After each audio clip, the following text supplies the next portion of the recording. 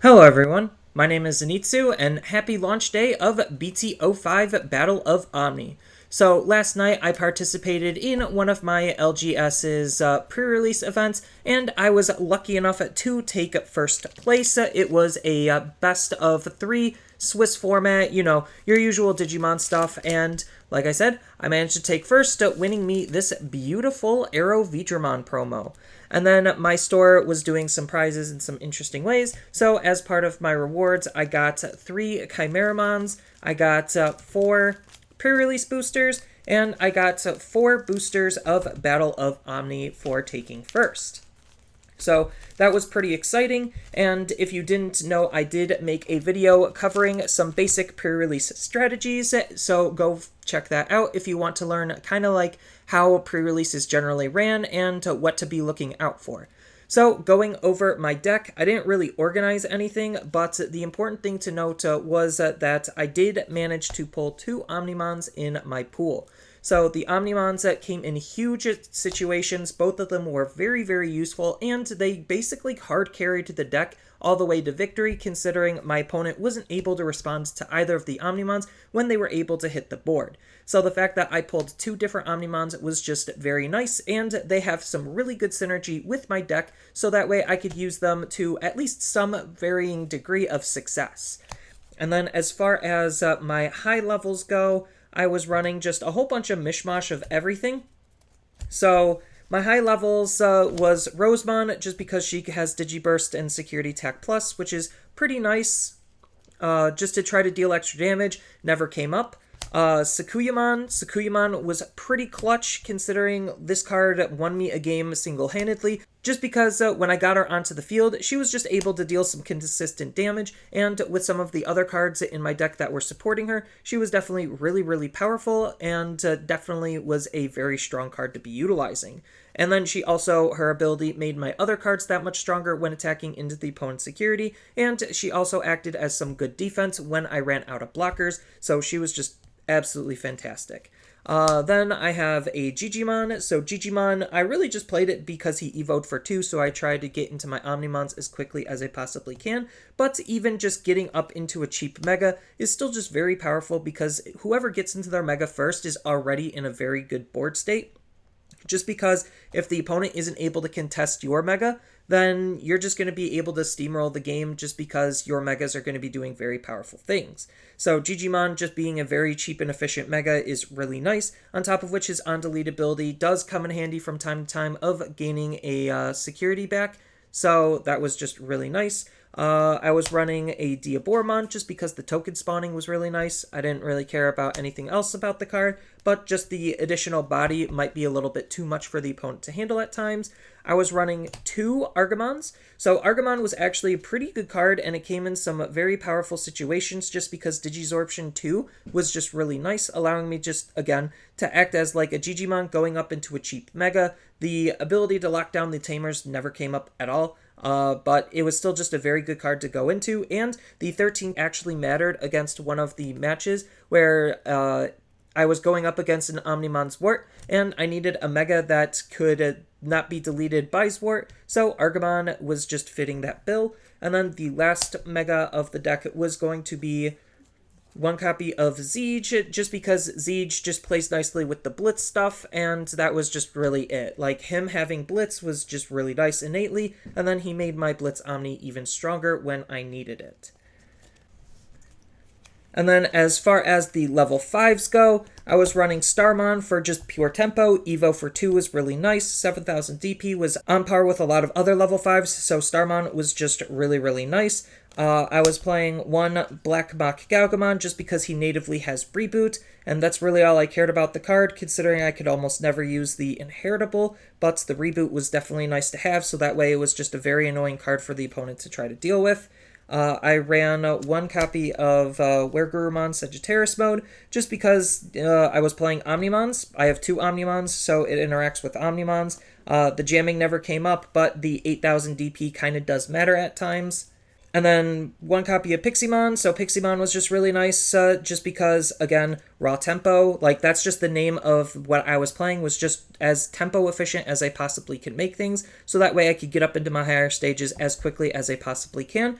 versus my opponent. So Vajramon was just fulfilling that same role, plus it was a target off of Omnimon's Thwart. Then I had Omni Shoutmon just because Siege and Blitz Omnimon make it Security Attack +1, which is pretty nice because Security Attack Plus in this type of a format is really, really brutal just because the opponent might not be able to respond to the additional damage and you could outrace the opponent. And because of that, I was lucky enough to pull 2 Crisp Paildramons, and this card also was really, really powerful. My favorite combo that I pulled off just on a general basis was a Sakuyamon with a Crisp Paildramon. Just giving the Sakuyamon the additional Security Attack Plus is like super insane, just because Sakuyamon makes the opponent's security even weaker. So that was my level 5 lineup. Then, as far as my level 4s, I was playing Black Gaugamon. This is just a really okay card. It really wasn't doing a whole lot, but at least it had some interactions and synergies with Black Mach Gaugamon, so it was just really good to have a reboot jammer when I needed it, if it ever came up. It did actually come up in one game, so that was definitely really nice when it did come up, but it's just a okay level 5, like, it's just fine. Shooting Starmons was pretty good just because the on delete -3k could remove the opponent's level 3s, and that's really all you really want out of the card. Most of the time I just evoed on top of it, but there were some instances where it was coming in handy just because removal is very, very valuable, and this card can help remove the opponent's Digimon. Then I was running Black Growlmon just because, again, Security Attack Plus on top of Security Attack Plus on top of a really powerful Mega just is very nice.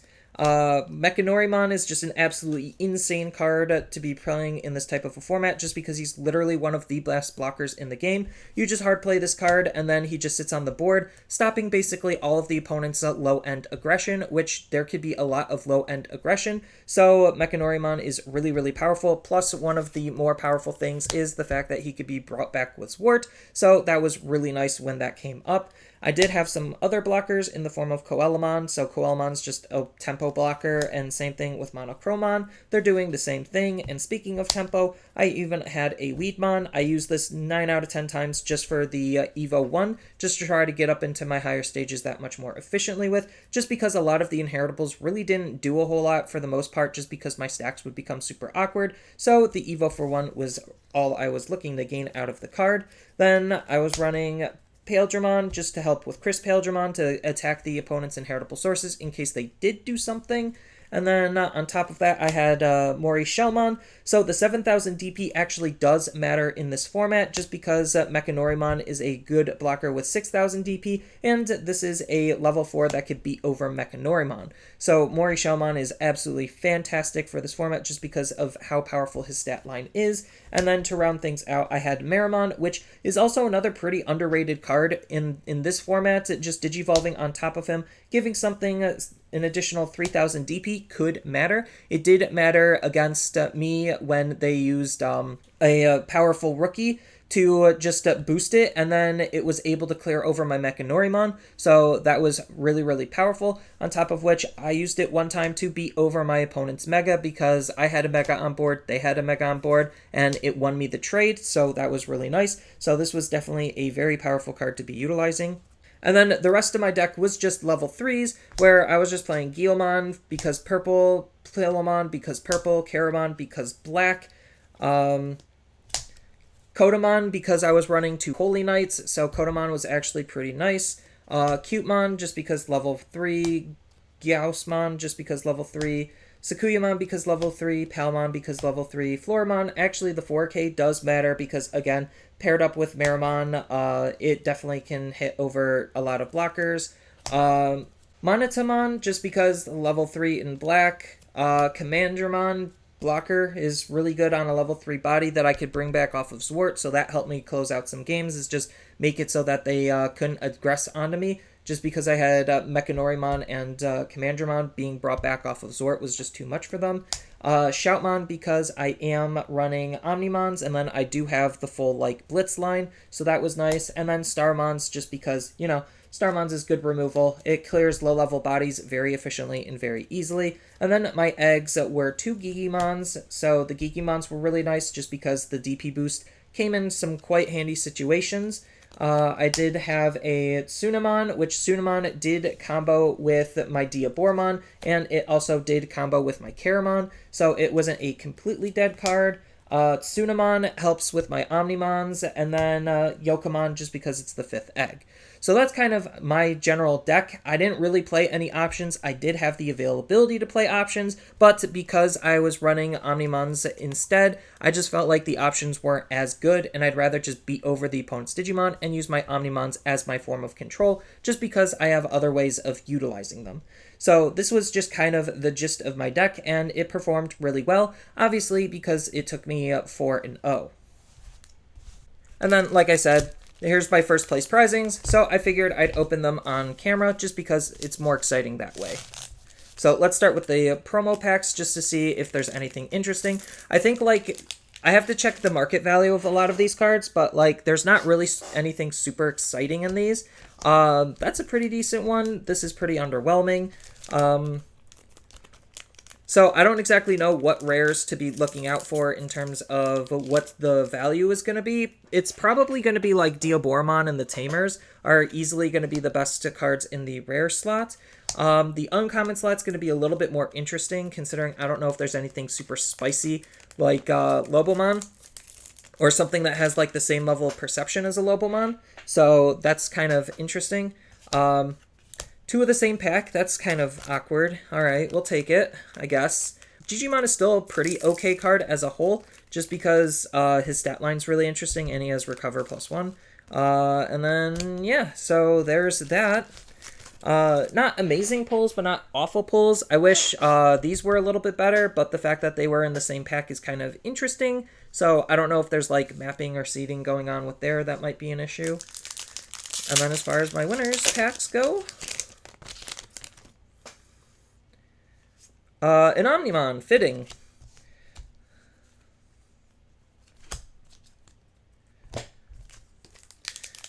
Of course I'd get an Omnimon after I pulled an Omnimon for my Omnimons that match my Omnimon. Nokia and Megidramon. I actually really like Megidramon. I think that card's super spicy. He does seem like a little bit underwhelming just because he's not directly impacting the board. But I like him, and his utility is pretty nice. Lord Nightmon, hey, that's pretty good. So far, these winners packs are pretty alright. And then last winners pack.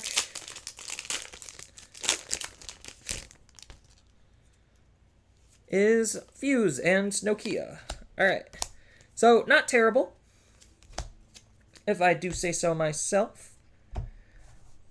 So now that the floodgates are finally open, we could take a look and see what the market is behaving like on day one, and it's kind of like an I told you so type of moment where a lot of the cards are cooling down in price. It does look like there was a significant decrease in a lot of the cards' overall values just because there's, well, a lot more sellers competing for your sales. So we could take a look and scroll for a little bit to see what a lot of the card prices are, at least the ones that are on the higher end first as we go through the list. So we could see that something like Omnimon did drop to $11, Omnimon's Wart did drop to 15. The alt arts are holding relatively strong, and so are the secret rares, but that's to be expected considering that's where the majority of the money is going to be in the set. The box toppers are pretty interesting. They're doing around what I thought that they'd be doing. And then we could see that a lot of the base SRs have absolutely been crushed in price. There was just a whole bunch of the set being opened. I think the set is a very popular set, and just because there's a whole bunch of them being opened, we could definitely see that take a toll on the secondary market value on a lot of the cards. Although it is interesting to note some of the rares are still holding some relatively decent value. In fact, some of them are even holding better than SRs, but I digress, and the point is that anyone who paid pre-order prices, I do kind of feel sorry for, considering how the market has already reacted, considering this is day one sale prices, and we still have other people like me who have yet to get their cases to open them up and sell. So there's just going to be even more product flooding the market within the next week or two, so prices are probably going to continue to go down. But that's okay considering some of the prices are already really low and makes the set relatively affordable. So I definitely like the direction where the card game is going, but again, this shows that pre-order prices are overhyped and you should not buy into that overhypeness. even like the week before it, when everyone was still opening product, we could see that the prices of the cards were already starting to cool just because people were already getting their hands on, and they were still going off of some pre-sale price. So it still just goes to show that you should not buy into overhypeness, and you shouldn't necessarily trust TCG Player until the market actually reacts to how it's going to be holding the set. So just as a tiny bit of an I told you so moment, we could see that around July 9th is when I made a pre-market guide on how I think the cards would be reacting and how they would be responding, and I guess for the most part, I was kind of right. I was in more of the right direction. I didn't realize how much some of the sellers got, so the sheer quantity of some of the cards' supply did end up crushing them beyond what I thought they would, but for the most part, I was in the general correct direction with my guesstimations on some of the prices, and then obviously I didn't want to guess on any of the alt arts because I didn't know how they would respond, but it seems like the general gist of an alt art is going to be anywhere between the value of $15 to $40, so that's just going to seem like a normal trend going forward, and I'll be able to figure that out a little bit more accurately depending on the card and the alt art and how many variants. So if you want just to look at the SRs, ignoring a lot of the alt arts, we could see that Lord Nightmon is around that $10 range. We could see that I flipped the Omnimon and Omnimon Zwart. I thought this Omnimon would have more value and perception going into it over Zwart, but I guess I was wrong. But I was still on the right track where one of them was going to be around 15, the other was going to be around 10, and it looks like a lot of the other cards and SRs did end up getting extra crushed more than I thought they would. But that's not necessarily a bad thing, considering it makes the cards easy to afford. So we could see that I was still on the right general direction where Chaos Gallimon was one of the higher ones, and then a lot of the prices for the other ones kind of just did exactly what I expected, or a little bit, I guess, better / worse. Considering Tactimon I had about $2, I thought he would have at least held $1, but he's not even holding that. And then same thing with like Metal Guru, I thought that would be another $2 card, and it's just barely holding that dollar mark. Same thing with Refleximon, and then I thought for sure that Chaos Gallant, Shout DX, and Hexablaumon would hold a little bit better, and same with Armageddon, but again, it just goes to show that do not buy pre-order prices, do not buy into the hype, because, again, when the market reacts like this, just because of all of the sellers and when the floodgates are open, we could see what the set is actually going to do in reality.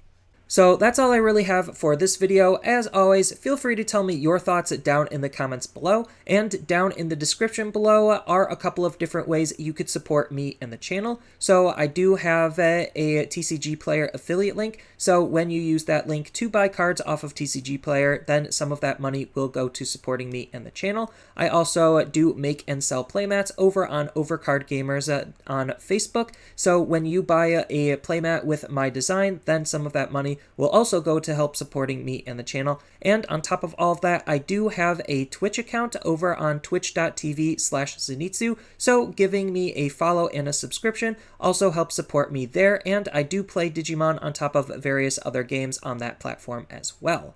So thank you everyone for watching, and as always, don't forget to like, share, and subscribe for more content, and I'll see you in the next video.